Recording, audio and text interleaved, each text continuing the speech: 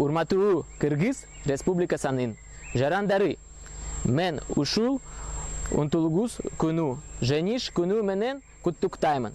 Бүгүн 9 майда бисавен эленин улуу эрдигин дагы бир жолу эскеребиз. Мен айрыкча жалпы элдик женишке кыргыз эленин кашкон салымын белгилегим келет. Улуу ата мекендик согуш.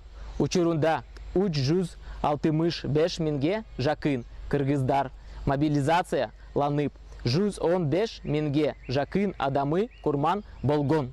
Согуш мандын ары жаш муундарды тынчысыздан вырбасын жана жошоо кандимки кубаначка толсун. Жакын дарынырдын чыныгы ыкластуулугун, чыныгы достугун жана тубулуку берилгендингин каалаймын жениш күнү менен.